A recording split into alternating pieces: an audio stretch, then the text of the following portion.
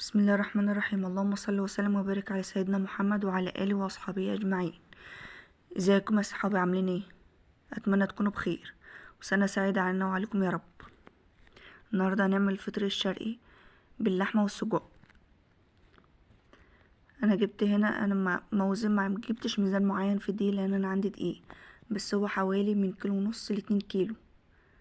حطيتهم في العجان وحطيت عليهم 700 جرام ميه او 700 مل ميه، وبعد كده حطيت ميه تانية، زودت حاجات بسيطه على حسب الدقيق ما يشرب ميه، من غير اي اضافات تانية ولا زيت ولا زبدة، مع معلقة سكر صغيرة ونقطة ملح. العجينة بتبقى ناشفة شوية مش طرية. هنا قعدت قلت فيها شوية او اعجن فيها شوية لحد ما بعد ما كونت عرق، لان العجان ما قدرش يعجنها بالنظام ده. قيمة 10 دقايق.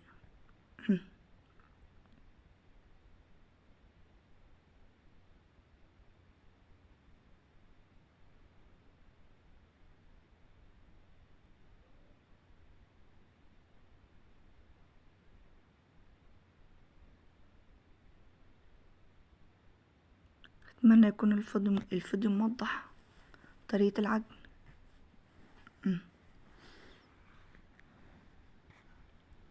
هنا بعد ما خلصت عجن بجيب صينية وبحط عليها زيت وهكور العجين كور مش كبيرة أوي ولا صغيرة أوي، حجم متوسط.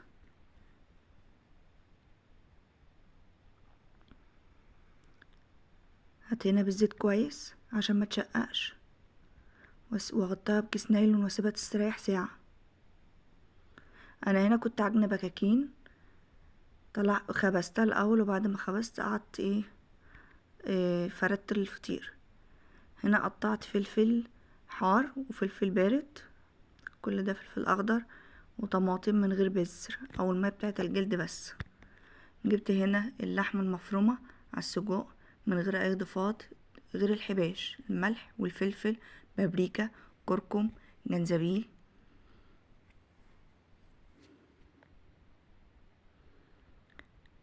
التتبيله اللي قلت لكم عليها دي جميله خالص، بتخلي طعم وريحه اللحمه حته تانية خالص. بحب احط اللحمه على السجق عشان بتدي نكهه معينه للفطير. بحط زيت تخليها طريه وعجنها كويس، كمان الزيت ما يخليهاش تمسك في ايدي. بظبط ملحها وحبشها.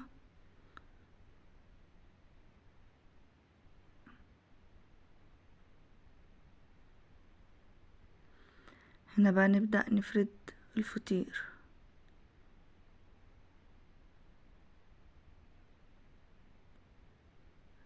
بحط زيت على الترابيزة او الطبلية، انا بعمل على الطبلية من فتق دي متاه بالظبط كده. بوسع بايدي، الزيت بيسهل عليا عملية الفرد. ببدأ بعد كده اشد وافرد لحد ما تبقى رقيقة خالص.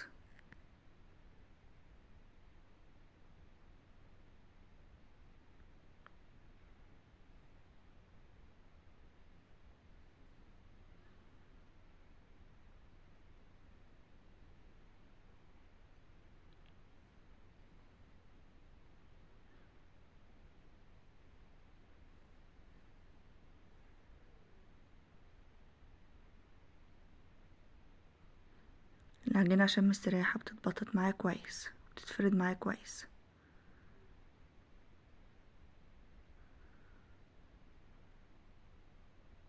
هبدأ بعد كده اتنيها واجيب الحرف على الحرف التاني زي ما هو في الفيديو. بعد كده هبدأ احط الحشو.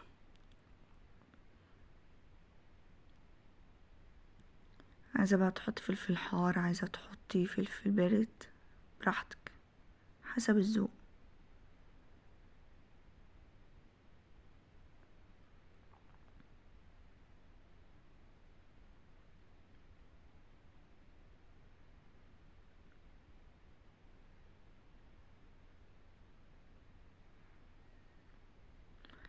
بضغط ضغطة بسيطة علشان ما اقطعش العجينة.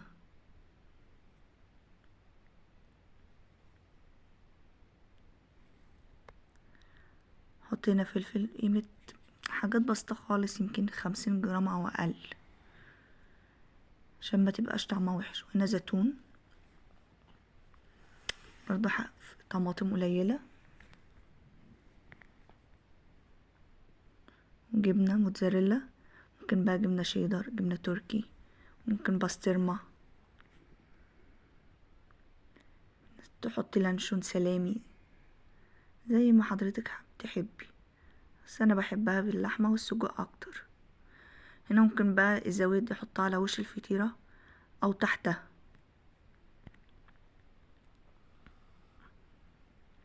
بشيلها بكل سهولة، بتنيها وارجع احطها في صينية مدهونة زيت.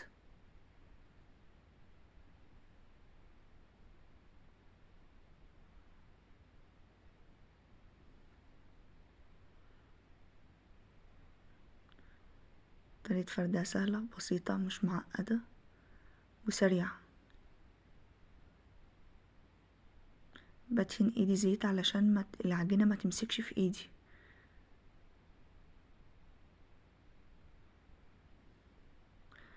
ممكن بدل الصدوق احط كاستر، كريمة، عجوة، الشيء اللي يريحني.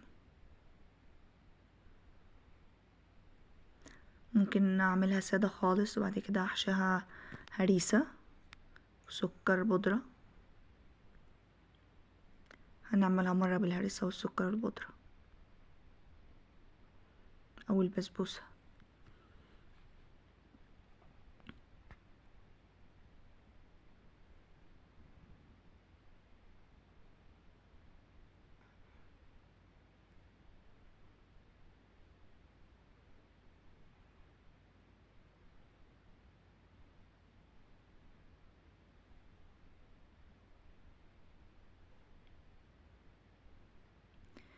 هنا اما انا عملت 2 أو 3 ولعت الفرن، بقيت احط في الفرن وافرد في ريحي. كده انا كنت ولعت الفرن بقى وحطيت في الفرن. التسوية على نار هادية على تحت خالص، ولع الفرن من فوق من تحت. بحط الصواني تحت خالص بعد الفرن ما يسخن. بحط على بلاطة الفرن من الأرضية بتاعة الفرن خالص، وبهدي النار لأن هنا اللحمة نية لازم تستوي.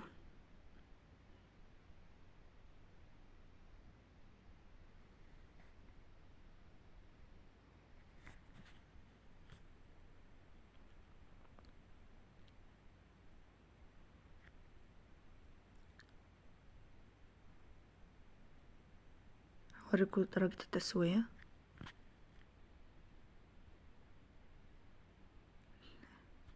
هفضل مهدية النار على من تحت لحد ما احس ان هي قبت، ما تبقوا تتنفخ خالص كده. اروح معلية النار تديها اللون بتاعها من تحت، وبعد كده احطها في لفوق، اطلعها لفوق على الشواية لفوق عشان تاخد اللون، واحط غيرها تحت. يعني كنت بحط تحت في الفرن من تحت خالص صينيتين يستووا، اطلعهم يحمروا، واكون حطيت تحتهم احط تحت بدلهم بالظبط كده زي ما حطيتها تحت خالص اهو. وبشيل بكل سهولة احطها في الصينية.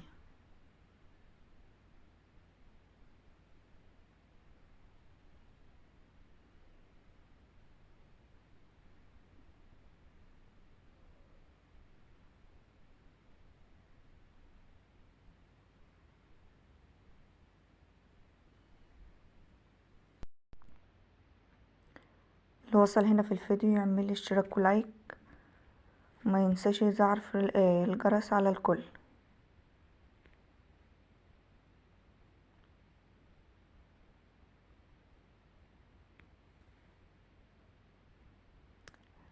زي ما انتوا شايفين كده، ادي الفطيرة، الزوايد بتاعه العجين حطيتها من تحت الفطيرة.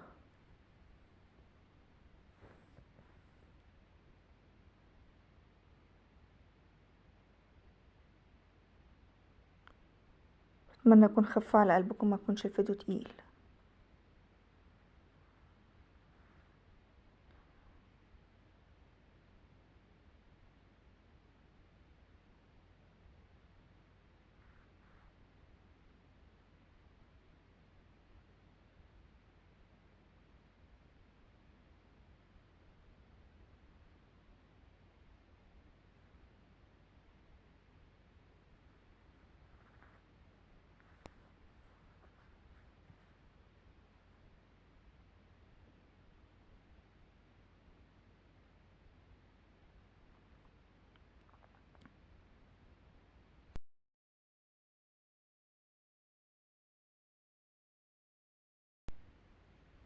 اتمنى تكتبولي على في كومنت ايه رايكم في الفطير.